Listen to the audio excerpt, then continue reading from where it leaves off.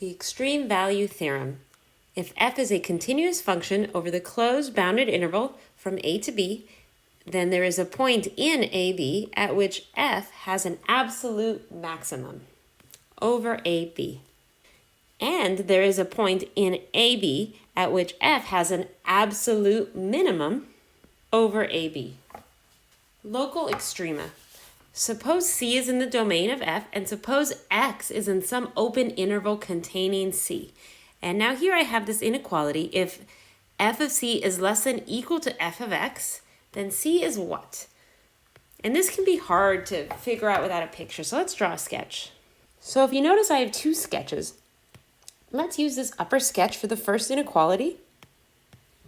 Here is C, and here is f of C.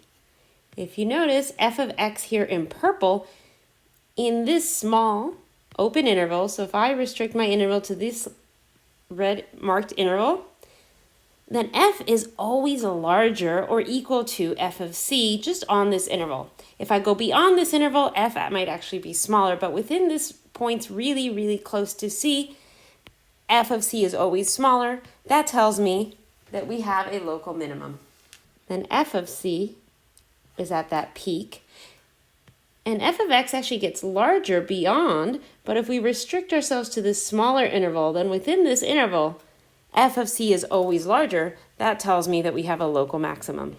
Now a definition, a critical number. A critical number of a function f is a number c in the domain of f such that f prime of c is equal to 0 or f prime of c is undefined. Finally, Fermat's theorem, let's recall our warm-up for today.